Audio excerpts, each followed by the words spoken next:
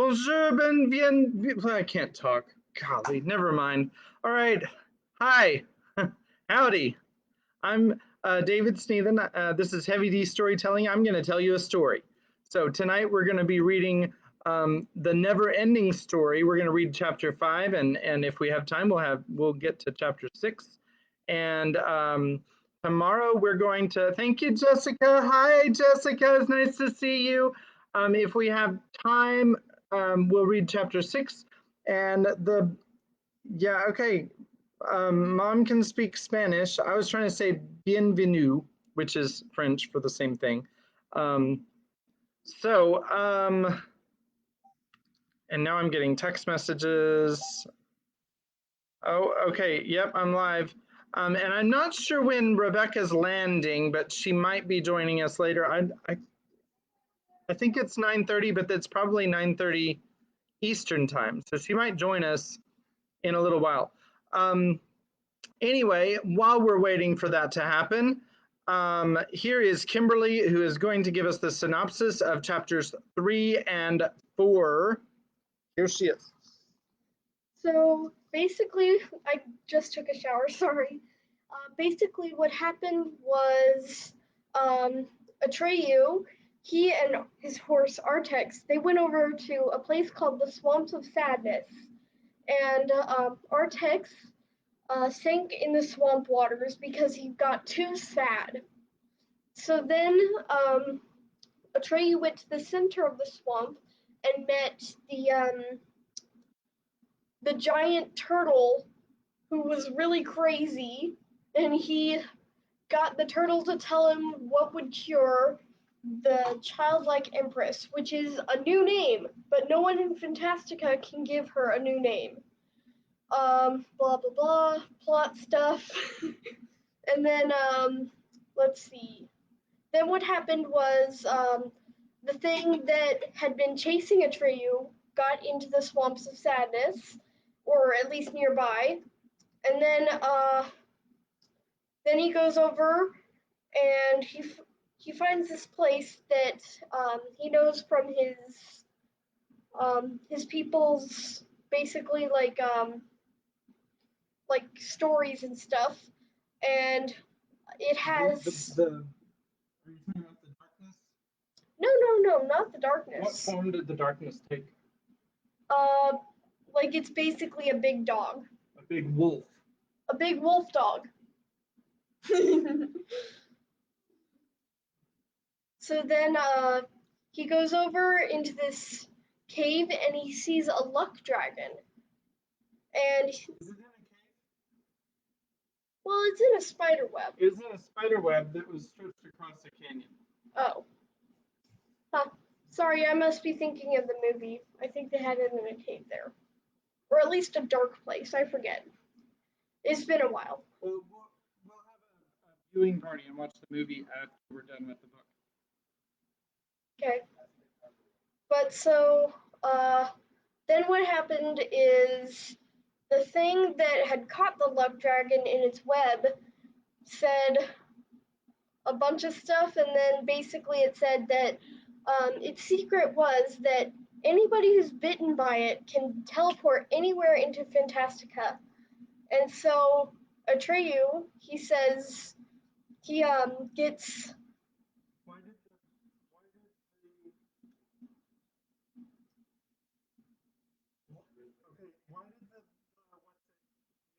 Why did the Yagramel tell Atreyu that? Because he tells all of his victims that, right? No. Because Atreyu had Orin, and that's the reason. And basically Atreyu told the Yagramel, right? Yagramel. Okay, Yagramel. It's Yagramul, which probably means something in German, but I 3.5 years in German and I don't speak none of it. I speak a little bit. And meanwhile, in the real world, Bastian, the school day was ending at. Do you remember what day? What 1 time? o'clock. 1 o'clock, which is actually real because in Garmisch, or like Garmisch, I got Yagramel in my head. But in Garmisch, where we've been to, which is where Michael End grew up as a kid. Um, in Germany, the school day does end usually about 1 o'clock. And the reason why the school day ends that early is because a lot of times people they'll do after school activities, and that way they can still get home before it's like ridiculously late or time for dinner or whatever. And in the winter time, especially like it gets Right. dark It would pretty. be It it gets would be dark pretty very early. dark. Um, It was like dark at 3 at one point. Remember? Yeah, I don't remember that, but I do remember that in Alaska. So, Eh. but they didn't do that in Alaska. I think they got out at about 2:30. I think. Yeah. Especially in Alaska. And Anyway, the she chapter. remembers all about Alaska. The the other thing that I was gonna say though is that when kids get into high school, this is kind of interesting. When kids get into high school, they can actually apprentice. Um, and so they get out of school at 1 o'clock and say they're going to apprentice to be a mechanic or to be a carpenter or be a whatever, airline mechanic or something. And so they can actually take those hours and they can do the apprenticeship, which a lot of high schools in America do that kind of thing, but it's a whole lot easier when it's already set up in the schedule that way. So Okay, so the chapter ends where Atreyu teleports over to the Southern Oracle, which the giant turtle told him to go to. Because he might know. actually, when the darkness gets to the canyon and sees that there's nothing there. Oh yeah, that too. That too happened. Which is interesting because there used to be, even before Peter got there was a luck dragon. We don't know what happened to him. All right. So I almost tripped on your thing. I know. All right. So now we have a background. Let's see how this goes. And see, I've got some notifications. Oh, I'm not supposed to say anything about the background. I'm just supposed to see if you notice. Oh, Jessica says orange. I don't know what orange means, but I'm gonna go with purple. All right. So, whoa. Okay, that was weird. All right. So anyway, without further ado, here is chapter 5. It's called the Gnomics, or if you want to pronounce the G at the beginning of it, it's the Gnomics. But I don't think we do that in English. So as I said, the first letter is E. Oh, by the way, I've already in the family, and I know not everybody watching is in the family. So, okay, mom said yet. But there is a pattern in this book. So if you recognize the pattern, go ahead and put a comment in there. And the first letter has eat tacos. A Circle K is the gas station with free Monday coffee. Yes, but the free Monday coffee doesn't work outside of it's a San Antonio franchise thing. Okay, so chapter 5, the Gnomics, and I'm like getting a gazillion notifications now, so hopefully that doesn't distract me too much because I am like just a little bit ADD. So anyway, Ben's over there laughing at me now. All right, so but without further ado, because we're almost 10 minutes in, let's just go ahead and get started. Ever so slowly, Atreyu awoke to the world. He saw that he was still in the mountains, and for a terrible moment, he suspected that Yagramu had deceived him. But these, he soon realized, were entirely different mountains. They seemed to consist of great rust-red blocks of stone piled in such a way as to form strange towers and pyramids. In between these structures, the ground was covered with bushes and shrubbery. The air was blazing hot. The country was bathed in glaring sunlight. Shading his eyes with his hand, Atreyu looked around him and discovered about a mile away an irregularly shaped arch, perhaps 100 feet high. It too appeared to consist of piled stone blocks. Could that be the entrance to the southern oracle? As far as he could see, there was nothing behind the arch, only an endless empty plain. No building, no temple, no grove, nothing suggesting an oracle. Suddenly, while he was wondering what to do, he heard a deep, bronze-like voice. Atreyu! And then again, Atreyu!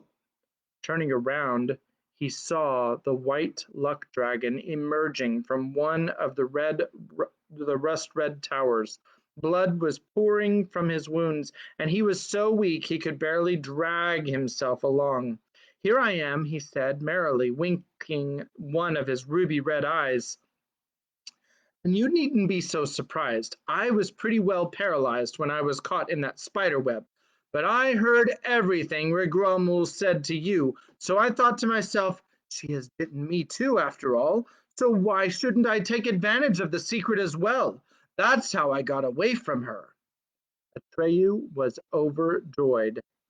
I hated leaving you to Yggdrasil, he said. But what could I do? Nothing, said the luck dragon. You've saved my life all the same, even if I had something to do with it. And again he winked, this time with the other eye. Even if he should have said even if luck had something to do with it. That would be kind of cool. Saved your life, Atreyu repeated, for an hour. That's all we have left. I can feel Yggdrasil's poison burning my heart away. Every poison has its antidote, said the white dragon. Everything will turn out all right. You'll see. I can't imagine how, said Atreyu. Neither can I, said the luck dragon, but that's the wonderful part of it. From now on, you will succeed in everything you attempt, because I'm a luck dragon. Even when I was caught in the web, I didn't give up hope. And as you see, I was right. Atreyu smiled. Tell me, why did you wish yourself here and not in some other place where you might have been cured? My life belongs to you, said the dragon. If you'll accept it, I thought you'd need a mount for this great quest of yours, and you'll soon see that crawling around the country on two legs, or even galloping on a good horse, can't hold a candle to whizzing through the air on the back of a luck dragon. Are we partners? We're partners, said Atreyu. By the way, said the dragon, my name is Falcor. Glad to meet you. And I lost my place. Sorry about that, said Atreyu. But while we're talking, what little time we have left is seeping away. I've got to do something. But what? Have luck, said Falcor. What else? But Atreyu heard no more. He had fallen down and lay motionless in the soft folds of the dragon's body. Yggdrasil's poison was taking effect. When Atreyu, no one knows how much later, opened his eyes again, he saw nothing but a very strange face bent over him. It was the wrinkliest, shriveliest face he had ever seen, and only about the size of a fist. It was as brown as a baked apple, and the eyes in it glittered like stars. The head was covered with a bonnet made of withered leaves. Atreyu felt a little drinking cup held to his lips. Nice medicine, good medicine, mumbled the wrinkled little lips in the shriveled face. Just drink, child, do you good. Atreyu sipped. It tasted strange, kind of sweet and sour. Atreyu found it painful to speak. What about the white dragon? He asked. Doing fine, the voice whispered. Don't worry, my boy, you'll get well. You'll both get well. The worst is over. Just drink, drink. Atreyu took another swallow, and again sleep came over him, but this time it was the deep, refreshing sleep of recovery. The clock in the belfry struck two. Bastian couldn't hold it any longer. He simply had to go. He had felt the need for quite some time, but he hadn't been able to stop reading. Besides, he had been afraid to go downstairs. He told himself that there was nothing to worry about, that the building was deserted, that no one would see him. But still he was afraid, and if the school were a person watching him, as if the school were a person watching him. But in the end, there was no help for it. He just had to go. He set the open book, down on the mat, went to the door, and listened with pounding heart. Nothing. He slid the bolt and slowly turned the big key in the lock. When he pressed the handle, the door opened, creaking loudly. He padded out on his stocking feet, leaving the door behind him open to avoid unnecessary noise. He crept down the stairs to the second floor. The students' toilet was at the other end of the long corridor with the spinach green classroom doors. Racing against time, Bastian ran as fast as he could and just made it. As he sat there, he wondered why heroes in stories like the one he was reading never had to worry about such problems. Once, when he was much younger, he had asked his religion teacher if Jesus Christ had to go like an ordinary person. After all, he had taken food and drink like everyone else. The class howled with laughter, and the teacher, instead of an answer, had given him several demerits for insolence. He hadn't meant to be insolent. Probably, Bastian now said to himself, these things are just too unimportant to be mentioned in stories. Yet for him, they could be of the most pressing and embarrassing importance. He was finished. He pulled the chain and was about to leave when he heard steps in the corridor outside. One classroom door after another was opened and closed. The steps came closer and closer. Bastian's heart pounded in his throat. Where could he hide? He stood glued to the spot as though paralyzed. The washroom door opened, luckily, in such a way as to shield Bastian. The janitor came in. One by one, he looked into the stalls. When he came to the one where the water was still running and the chain swaying a little, he hesitated for a minute and mumbled something to himself. But when the water stopped running, and he shrugged his shoulders and went out. His steps died away on the stairs. Bastian hadn't dared breathe the whole time, and now he gasped for air. He noticed that his knees were trembling. As fast as possible, he padded down the corridor with the spinach green doors, up the stairs and back into the attic. Only when the door was locked and bolted behind him did he relax. With a deep sigh, he settled back on his pile of mats, wrapped himself in his army blankets, and reached for the book. At this time, I just want to make one really quick comment about German bathrooms because we were there, and since this is obviously in Germany, where Bastian lives, in America, the bottoms of the stalls in public bathrooms are about maybe half the way down your calf or something like that. There's a good this much space at the bottom. In Germany, it's like all the way down to your ankles. Like there's like this much space between the door and the floor. So it's not like he probably had to do some kind of balancing act or something, like you would have. And also there's like those big gaping gaps between the stalls in America, but that doesn't exist in Germany. I don't know how there's no privacy in bathrooms in America, but in Germany they took care of that. They know how to have privacy in the bathrooms. So never fear. All right, so let's back to the story. When Atreyu awoke for the second time, he felt perfectly rested and well. He sat up. It was night. The moon was shining bright, and Atreyu saw he was in the same place where he and the white dragon had collapsed. Falkor was still lying there. His breathing came deep and easy, and he seemed to be fast asleep. His wounds had been dressed. Atreyu noticed that his own shoulder had been dressed in the same way, not with cloth, but with herbs and plant fibers. Only a few steps away, there was a small cave from which issued a faint beam of light. Taking care not to move his left arm, Atreyu stood up cautiously and approached the cave. Bending down, for the entrance was very low, he saw a room that looked like an alchemist's workshop in miniature. At the back, an open fire was crackling merrily. Crucibles, retorts, and strangely shaped flasks were scattered all about. Bundles of dried plants were piled on shelves. The little table in the middle of the room and the other furniture seemed to be made of root wood, crudely nailed together. Atreyu heard a cough, and then he saw a little man sitting in an armchair by the fire. The little man's hat had been carved from a root and looked like an inverted pipe bowl. The face was as brown and shriveled as the face Atreyu had seen leaning over him when he first woke up, but this one was wearing big eyeglasses, and the features seemed sharper and more anxious. The little man was reading a big book that was lying in his lap. Then a second little figure, which Atreyu recognized as the one that had bent over him, came waddling out of another room. Now Atreyu saw that this little person was a woman.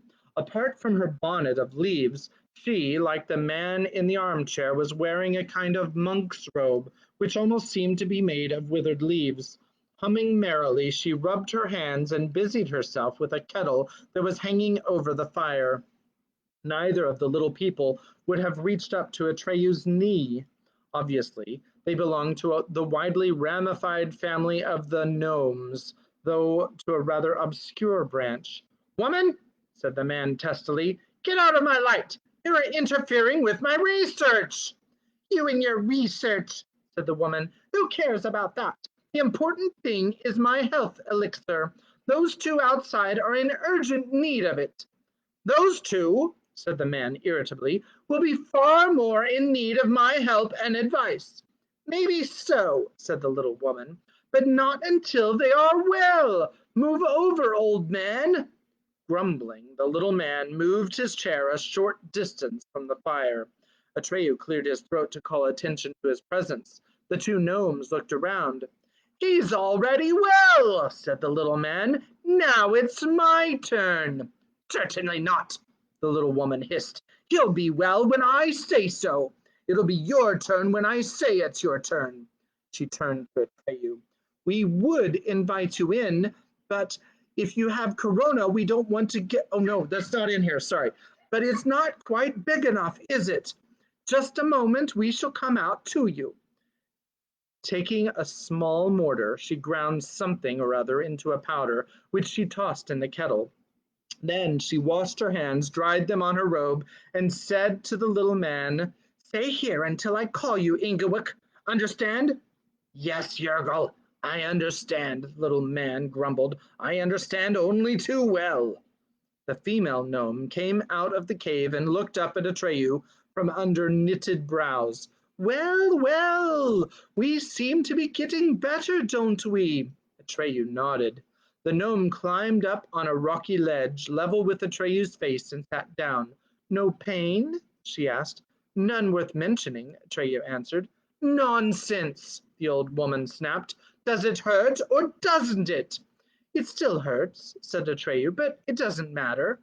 Not to you, perhaps, but it does to me. Since when does the patient tell the doctor what matters?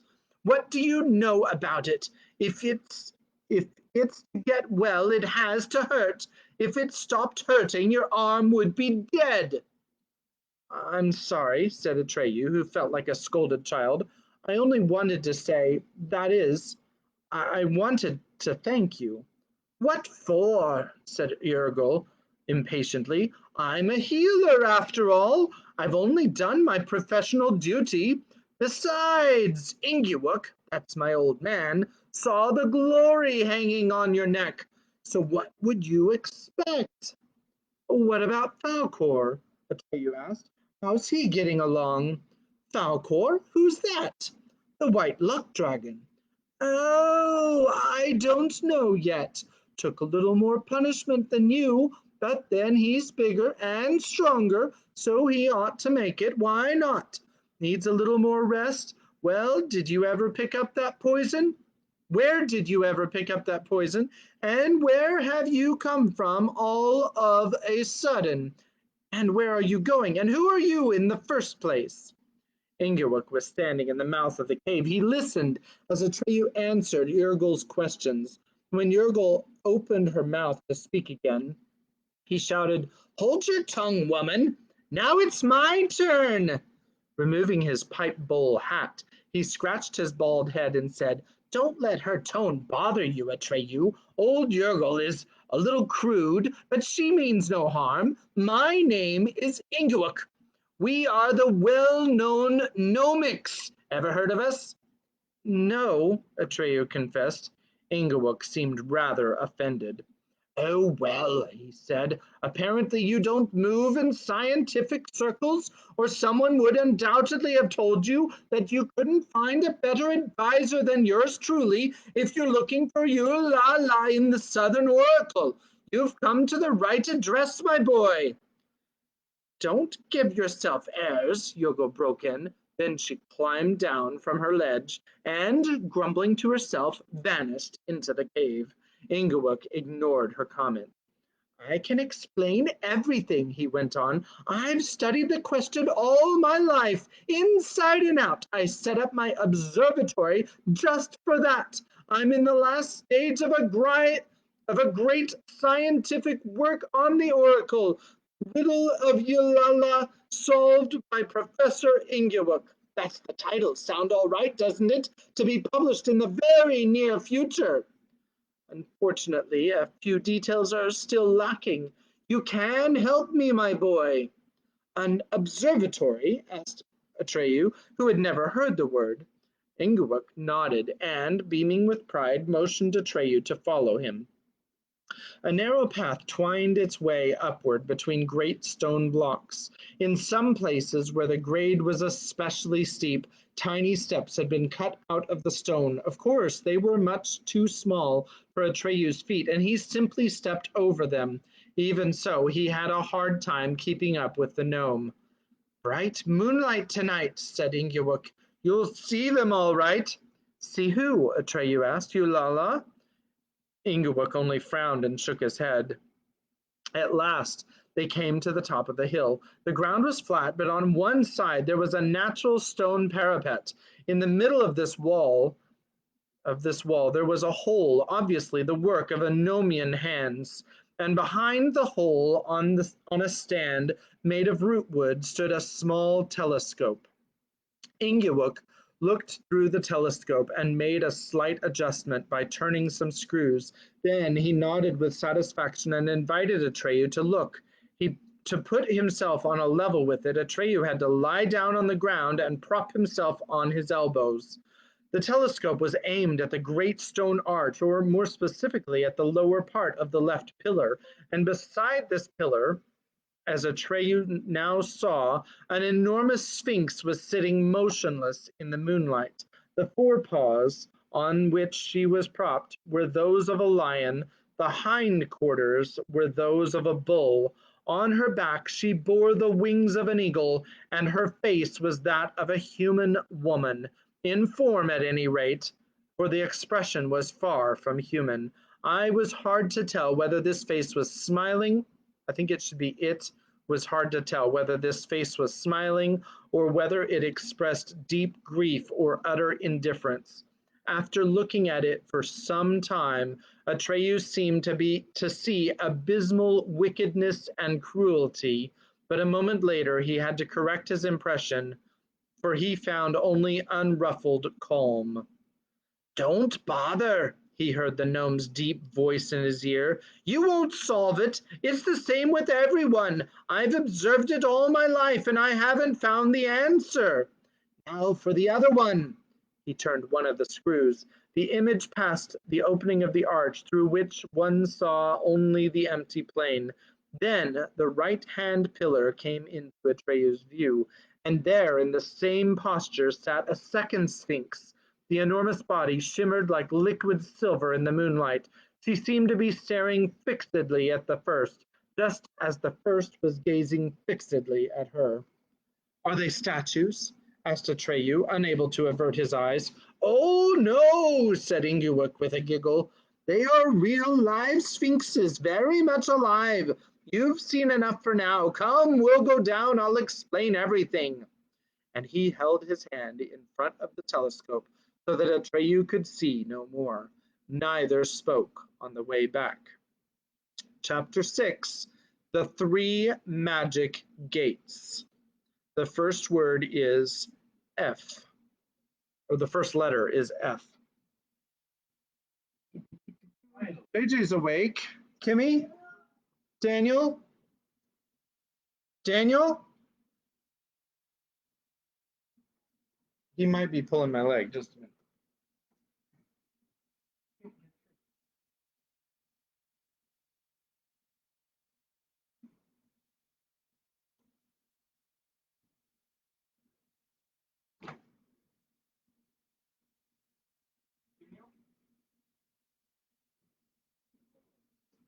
Yeah. All right. I think Daniel's asleep. So alas, we will have to. What?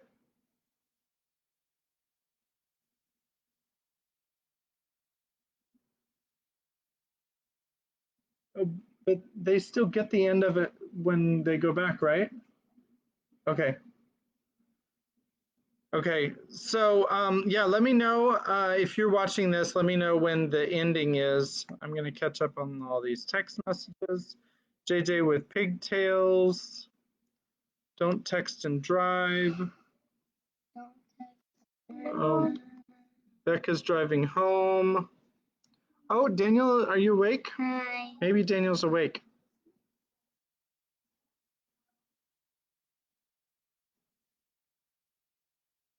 He was in.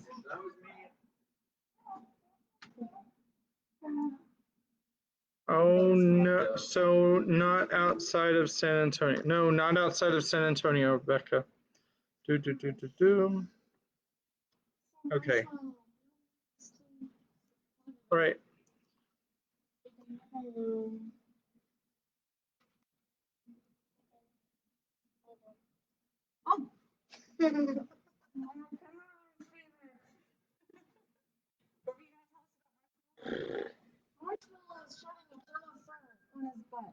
So leave a comment if you want me to read chapter 6. The three, what was it called? The three gates. Oh, that's not it. Where did it go? I'm not actually sure where. There we are. Okay. The three magic gates. No, he stood in front of the thing. Oh, what's the waving? Jessica. Okay. Let me know if you want me to read another chapter, Jessica. Because it looks like Daniel's awake now. I'm playing with Marshmallow. You might be out. Okay. And I think this is hand waving. I don't know what emojis mean. I'm really, really sorry. I was saying hi to Ben just called me a boomer, which is actually inaccurate. I was saying hi to Daniel and JJ. Go ahead and read. Okay. Daniel, I think Mom wanted that there. All right. So I think Jessica is my audience today, and she told me to read. So I follow instructions like the best of them. Okay, that's backwards. I don't care. I don't care. What? I can't get out. I'm stuck. Okay, it's time. The three magic gates. No. The three magic gates. Okay. If. No, that's an F. That's just one F right there. And the picture on this one, it's like there's a circle, and that's it. And it's a big giant F. Okay. Falcor was still sound asleep when Ingilwook brought Atreyu back to the gnome's cave. It's just a pajama party over here. In the meantime, Yergel had moved the little table into the open and put on all sorts of sweets and fruit and herb jellies. There were also little drinking cups and a pitcher of fragrant herb tea. The table was lit by two tiny oil lamps. Sit down, Ergel commanded. Atreyu must eat and drink. Something to give him strength. Medicine alone is not enough. Thank you, said Atreyu. I'm feeling fine already. No talk back, Ergel snapped. As long as you're here, you'll do as you're told. The poison in your body has been neutralized, so there's no reason to hurry, my boy. You've all the time you need. Just take it easy. About 15 minutes behind you guys, just so you know. That's fine, Rebecca. If you want to, you can watch this when you get home from the beginning, and that's fine. We understand.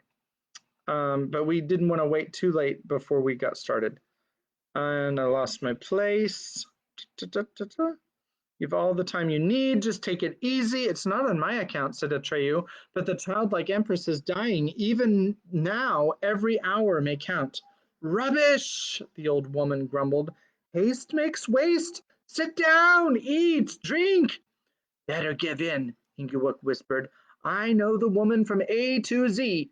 When she wants something, she gets it. Besides, you and I have a lot to talk about. Atreyu squatted cross-legged at the tiny table and fell to. Every bite and every swallow made him feel as if warm golden life were flowing into his veins. Only then did he notice how weak he had been. Bastian's mouth watered. It seemed to him that he could smell the aroma of the gnome's meal. He sniffed the air, but of course it was only his imagination. His stomach growled audibly. In the end, he couldn't stand it any longer. He took his apple and the rest of his sandwich out of his satchel and ate them both. After that, though far from full, he felt a little better. Then he realized that this was his last meal. The word last terrified him. He tried not to think of it. Where do you get all these good things? Atreyu asked Yrgol. Oh, Sonny, she said, it takes lots of running around to find the right plants. But this knucklehead Ingewuk of mine, insists on living here because of his all-important studies. Where the food is to come from is the last of his worries. Woman, said Ingewuk with dignity, how would you know what's important and what isn't? Be off with you now, and let us talk. Mumbling and grumbling, Yrgol withdrew into the little cave, and a moment later Atreyu heard a clatter of pots and pans. Don't mind her, said Yingawuk under his breath. She's a good old soul. She just needs something to grumble about now and then. Listen to me, Atreyu. I'm going to let you in on a few things you need to know about the Southern Oracle. It's not easy to get to Ulala. In fact, it's rather difficult, but I don't want to give you a scientific lecture. Maybe it will be better if you ask questions. I tend to lose myself in details. Just fire away. All right, said Atreyu. Who or what is Eulala? Inglewook gave, In, Inglewook gave him an angry look. Botheration, he spluttered. You're so blunt, so direct, just like my old woman. Couldn't you start with something else? Atreyu thought a while, then he asked, that big stone gate with the sphinxes, is that the entrance? That's better, said Ingewuk. Now we'll get somewhere. Yes, that gate is the entrance, but then come two more gates, and Eulala's home is behind the third, if one can speak of her having a home. Have you yourself ever been with her? Don't be absurd, replied Ingewuk, again somewhat nettled. I am a scientist. I have collected and collated the statements of all the individuals who have been there. The ones who have come back, that is. Very important work. I can't afford to take personal risks. It could interfere with my work. I see, said Atreyu. Now, what about these three gates? Ingewuk stood up, folded his hands behind his back, and paced. The first, he lectured, is known as the Great Riddle Gate. The second is the Magic Mirror Gate. And the third is the No Key Gate. Strange, Atreyu broke in. As far as I could see, there was nothing behind that stone gate but an empty plain. Where are the other gates? Be still, Ingewuk scolded. How can I make myself clear if you keep interrupting? It's very complicated. The second gate isn't there until a person has gone through the first, and the third isn't there until the person has passed the second behind him, and Eulala isn't there until he has passed through the third. Simply not there, do you understand? Atreyu nodded, but preferred to say nothing for fear of irritating the gnome. Through my telescope you have seen the first, the great riddle gate, and the two sphinxes. That gate is always open, obviously. There's nothing to close, but even so, no one can get through. Here, Ingeborg raised a tiny forefinger. Unless the sphinxes close their eyes. And do you know why? The gate of the sphinx is different from the gaze. The gaze of a sphinx is different from the gaze of any other creature. You and I and everyone else, our eyes take something in. We see the world. A sphinx sees nothing. In a sense, she is blind, but her eyes send something out. And what do her eyes send out? All the riddles of the universe. That's why these sphinxes are always looking at each other, because only another sphinx can stand a sphinx's gaze. So try to imagine what happens to one who ventures into the area where those two gazes meet. He freezes to the spot, unable to move until he's solved all the riddles of the world. If you get there, you'll find the remains of those poor devils. But, said Atreyu, didn't you say that their eyes sometimes close? Don't they have to sleep now and then? Sleep? Ingeborg was shaken with giggles. Goodness gracious! A sphinx sleep? I should say not. You really are an innocent. Still, there's some point to your question. All my research, in fact, hinges on that particular point. The sphinxes shut their eyes for some travelers and let them through. The question that no one has answered up until now is this: why one traveler and not another? Because you mustn't suppose that they let wise, brave, or good people through and keep the stupid, cowardly, and wicked out. Not a bit of it. With my own eyes, I've seen them admit stupid fools and treacherous knaves, while decent, sensible people have given up after being kept waiting for months. And it seems to make no difference whether a person has some serious reason for consulting the oracle or whether he's just come for the fun of it. Haven't your investigations suggested some explanation? Atreyu asked.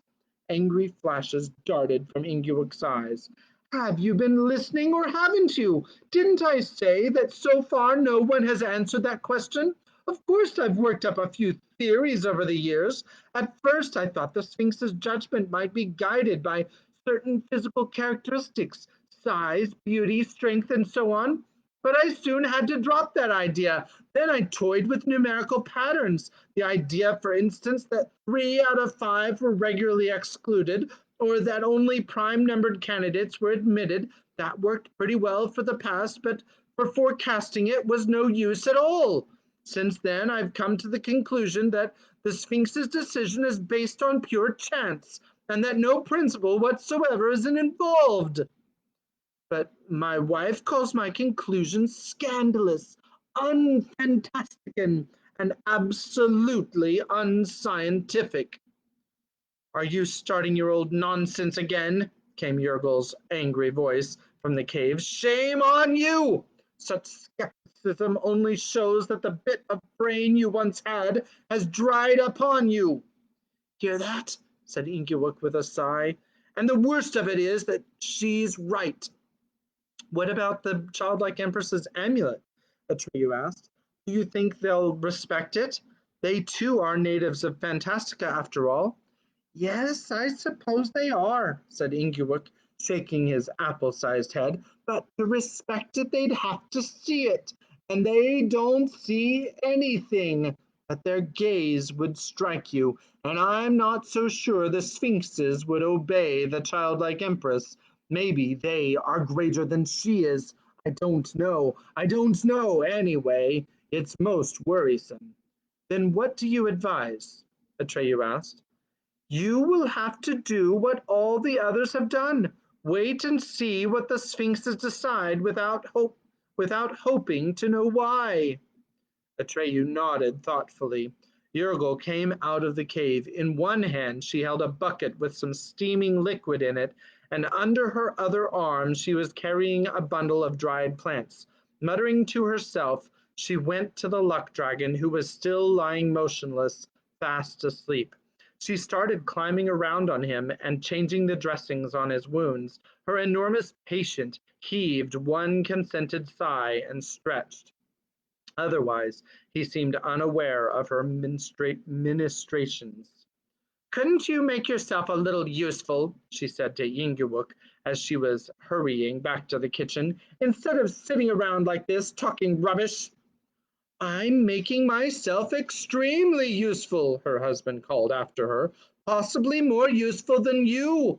But that's more than a simple-minded woman like you will ever understand."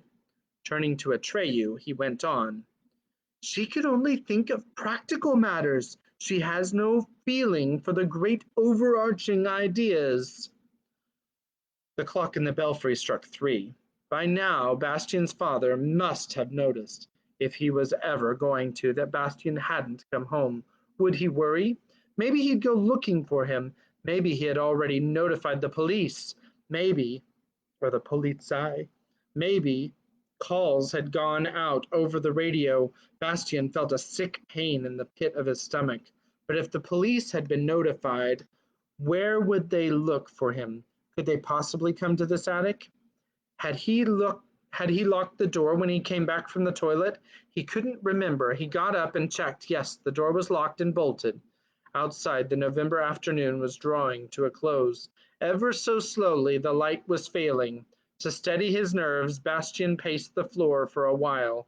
Looking about him, he discovered quite a few things one wouldn't have expected to find in a school. For instance, a battered old Victrola with a big horn attached. God only knew when and by whom it had been brought here. In one corner there were some paintings in ornate gilt frames. They were so faded that hardly anything could be made out, only here and there a pale, solemn-looking face that shimmered against the dark black background. And then there was a rusty seven-armed candelabrum, still holding the stumps of thick wax candles, bearded with drippings. Bastian gave a sudden start, for looking into a dark corner he saw someone moving. But when he looked again, it dawned on him that he had only seen himself reflected in a large mirror that had lost half its silvering. He went closer and looked at himself for a while. He was really nothing much to look at, with his pudgy build and his bow legs and pasty face. He shook his head and said aloud, "No." Then he went back to his mats. By then it was so dark that he had to hold the book up to his eyes. "Where were we?" Ingeborg asked. "At the great riddle gate," Atreyu reminded him. "Right. Now suppose you've managed to get through. Then, and only then, the second gate will be there for you. The magic mirror gate. As I've said, I myself have not been able to observe it. What I tell you has been gleaned from travelers' accounts. The second gate is both open and closed." Sounds crazy, doesn't it? It might be better to say neither closed nor open, though that doesn't make it any less crazy. The point is that this gate seems to be a big mirror or something of the kind, though it's made neither of glass nor of metal. What it is made of, no one has ever been able to tell me. Anyway, when you stand before it, you see yourself, but not as you would see in an ordinary mirror. You don't see your outward appearance. What you see is your real innermost nature. If you want to go through, you have to, in a manner of speaking, go into yourself. "Well," said Atreyu, "it seems to me that this magic mirror gate is easier to get through than the first." "Wrong!" cried Ingeborg. Once again he began to trot back and forth in agitation. "Dead wrong, my friend. I've known travelers who considered themselves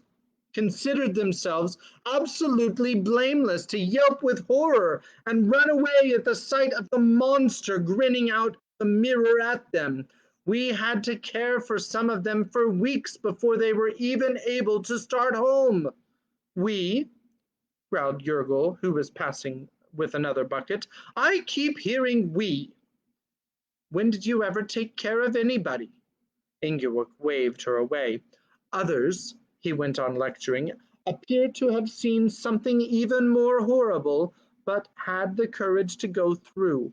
What some saw was not so frightening, but it still cost every one of them an inner struggle. Nothing I can say would apply at all. It's a different experience each time. Good, said Atreyu. Then at least it's possible to go through this magic mirror gate. Oh yes, of course it's possible, or it wouldn't be a gate. Where's your logic, my boy? But it's also possible to go around it, said Atreyu, or isn't it? Yes, indeed, said Ingeborg. Of course it is. But if you do that, there's nothing more behind it. The third gate isn't there until you've gone through the second. How often do I have to tell you that? I understand, but what about this third gate? That's where things get really difficult because you see the no key gate is closed. Simply closed, and that's that. There's no handle and no doorknob and no keyhole, nothing. My theory is that this single hermetically closed door is made of fantasticum selenium. You may know that there's no way of destroying, bending, or dissolving fantasticum selenium. It's absolutely indestructible. Then there's no way of getting through? Not so fast, not so fast, my boy. Certain individuals have got through and spoken with Eulala, so the door can be opened. But how? Just listen. Fantasticum selenium reacts to our will. It's our will that makes it unyielding. But if someone succeeds in forgetting all purpose, in wanting nothing at all, to him the gate will open of its own accord. Atreyu looked down and said in an undertone, if that's the case, how can I possibly get through? How can I manage not to want to get through? Ingeborg sighed and nodded, nodded and sighed. Just what I've been saying. The no-key gate is the hardest. But if I succeed after all, Atreyu asked, will I then be in the Southern Oracle? Yes, said the gnome. But who or what is Eulala? No idea, said the gnome, and his eyes sparkled with fury. None of those who have reached her has been willing to tell me. How can I expect to complete my scientific work if everyone cloaks himself in mysterious silence? I could tear my hair out if I had any left. If you reach her, Atreyu, will you tell me? Will you? One of these days my thirst for knowledge will be the death of me, and no one is willing to help. I beg you, promise you'll tell me. Treyu stood up and looked at the great riddle gate, which lay bathed in moonlight. I can't promise that, Ingeborg, he said softly, though I'd be glad to show my gratitude. But if no one has told you who or what Eulala is, there must be a reason. And before I know what that reason is, I can't decide whether who someone who hasn't seen her with his own eyes has a right to know. In that case, get away from me! Screamed the gnome, his eyes literally spewing sparks. All I get is ingratitude. All my life I wear myself out trying to reveal a secret of universal interest, and no one helps me. I should never have bothered with you. With that he ran into the little cave, and a door could be heard slamming within. Yergul passed Atreyu and said with a titter, the old fool means no harm, but he's always running into such disappointments with this ridiculous investigation of his. He wants to go down in history as the one who has solved the great riddle, the world-famous gnome Yingawuk. You mustn't mind him. Of course not, said Atreyu. Just tell him I thank him with all my heart for what he has done for me, and I thank you too. If it's allowed, I will tell him the secret if I come back. Then you're leaving us? Yergul asked. I have to, said Atreyu. There's no time to be lost. Now I shall go to the oracle. Farewell. And in the meantime, take good care of Falkor, the luck dragon. With that he turned away and strode toward the great riddle gate. Yurgil watched the erect figure with the blowing cloak vanish among the rocks and ran after him, crying, "Lots of luck, Atreyu!" But she didn't know whether he had heard or not. As she waddled back to her little cave, she muttered to herself, "He'll need it all right. He'll need lots of luck." Atreyu was now within 50 feet of the great stone gate. It was much larger than he had judged from a distance. Behind it lay a deserted plain. There was nothing to stop the eye, and Atreyu's gaze seemed to plunge into an abyss of emptiness. In front of the gate and between the two pillars, Atreyu saw only innumerable skulls and skeletons, all that was left of the varied species of Fantasticans who had tried to pass through the gate but had been frozen forever by the gaze of the sphinxes. But it wasn't these gruesome reminders that stopped Atreyu. What stopped him was the sight of the sphinxes themselves. He had been through a good deal in the course of the great quest. He had seen beautiful things and horrible things, but up until now he had not known that one and the same creature can be both, that beauty can be terrifying. The two monsters were bathed in moonlight, and as Atreyu approached them, they seemed to grow beyond measure. Their heads seemed to touch the moon, and their expression as they looked at each other seemed to change with every step he took. Currents of terrible unknown force flashed through the upraised bodies, and still more through the almost human faces. It was as though these beings did not merely exist in the way marble, for instance, exists, but as if they were on the verge of vanishing, but would recreate themselves at the same time. On the For that very reason, they seemed far more real than anything made of stone. Fear gripped Atreyu. Fear not so much of the danger that threatened him as of something above and beyond his own self. It hardly grazed his mind that if the Sphinx's gaze should strike him, he would freeze to the spot forever. No, what made his steps heavier and heavier until he felt as though he were made of cold gray lead was fear of the unfathomable, of something intolerably vast. Yet he went on.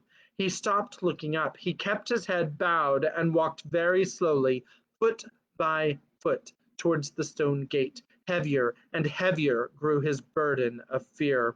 He thought it would crush him, but still he went on. He didn't know whether the sphinxes had closed their eyes or not. Would he be admitted, or would this be the end of his great quest? He had no time to lose in worrying. He just had to take his chances. At a certain point, he felt sure that he had not had the willpower left to carry him a single step forward, and just then he heard the echo of his footfalls within the great vaulted gate. Instantly, every last shred of fear fell from him, and he knew that whatever might happen, he would never again be afraid. Looking up, he saw that the great riddle gate lay behind him. The sphinxes had let him through.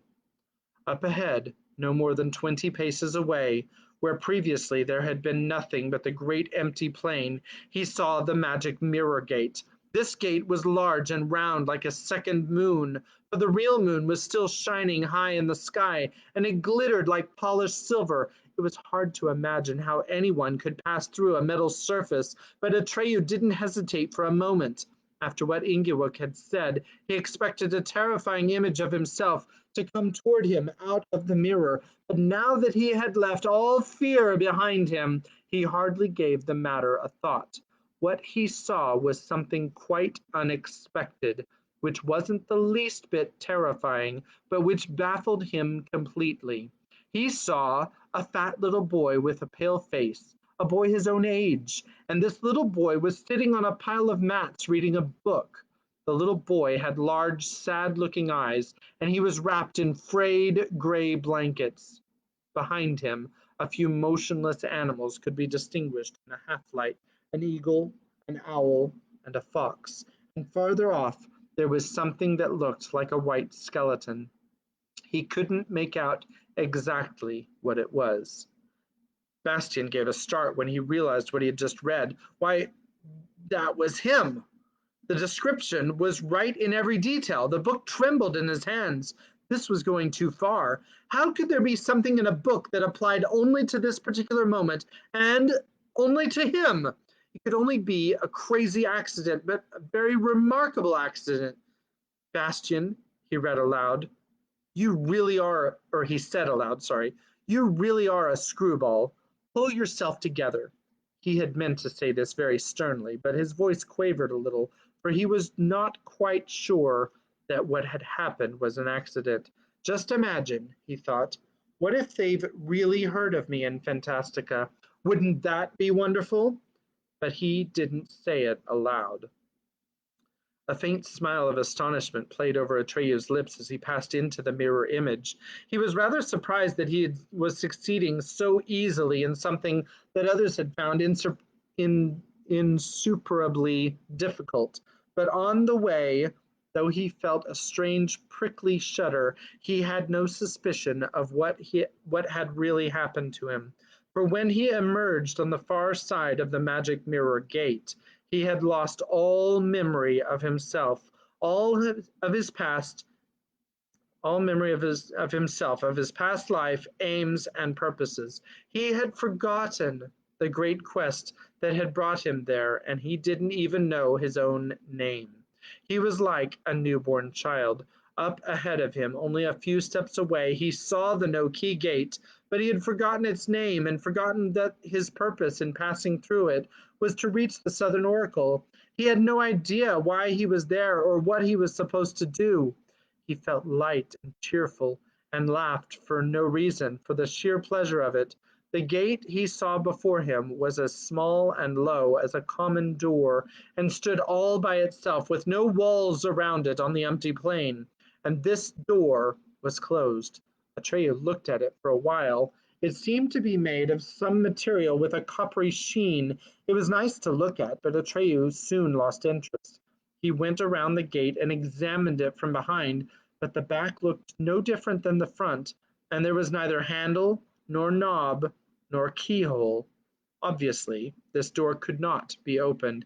And anyway, why would anyone want to open it since it led nowhere and was just standing there? For behind the gate, there was only the wide, flat, empty plain. Atreyu felt like leaving. He turned back, went around the magic mirror gate, and looked at it for some time without realizing what it was. He decided to go away. No, no, don't go away, said Bastian aloud. Turn around. You have to go through the no-key gate. But then he turned back to the no-key gate. He wanted to look at its coppery sheen again. Once more he stood in front of the gate, bending his head to the left, bending it to the right, enjoying himself. Tenderly he stroked the strange material. It felt warm and almost alive, and the door opened by a crack. Atreyu stuck his head through, and then he saw something he hadn't seen on the other side when he had walked around the gate. He pulled his head back, looked past the gate, and saw only the empty plain. He looked again through the crack in the door and saw a long corridor formed by innumerable huge columns, and farther off there were stairs and more pillars and terraces and more stairs and a whole forest of columns. But none of these columns supported a roof, for above them Atreyu could see the night sky. He passed through the gate and looked around him with wonderment. The door closed behind him. The clock in the belfry struck 4. Little by little, the murky light was failing. It was getting too dark to read by. Bastian put the book down. What was he what was he to do now? There was bound to be electric light. There was bound to be electric light in this attic. He groped his way to the door and ran his hand along the wall, but couldn't find a switch. He looked on the opposite side, and again there was none. He took a box of matches from his trouser pocket. He always had matches on him, for he had a weakness for making little fires. Can you imagine what would have happened if a kid brought matches to school nowadays? Just putting that out there. but they were damp, and the first three wouldn't light. In the faint glow of the fourth, he tried to locate a light switch, but there wasn't any. The thought of having to spend the whole evening and night here in total darkness gave him the cold shivers. There was no baby, and at home he was no baby, and at home or in any other familiar place he had no fear of the dark. But this enormous attic with all the weird things in it was something else again. The match burned his fingers and he threw it away. For a while he just stood there and listened. The rain had let up and now he could barely hear the drumming on the big tin roof. Then he remembered the rusty seven-armed candelabrum he had seen. He groped his way across the room, found the candelabrum, and dragged it to his pile of mats. He lit the wicks in the thick stubs, all seven, and a golden light spread. The flames crackled faintly and wavered now and then in the draught. With a sigh of relief, Bastian picked up the book. And that is where we will leave it tonight. Chapter 7 is called The Voice of Silence, and the first letter is G. So I hope that you enjoyed the Neverending Story this evening. Unfortunately, we have to let it end for now, and we will get back to it tomorrow. Hopefully we get to it Where's tomorrow. the Neverending Story thing? What? Oh, the picture? Yeah. Okay, just a minute. I have to. Oh, that's right there. See, that's a G. And All the right. first word is gladness. Okay, yeah. Gadless something. No, it was gladness. Okay, so we'll talk to you guys later. Have a good night. Please don't do that. And no, I said don't do that. All right, and God bless you guys. Have a good night.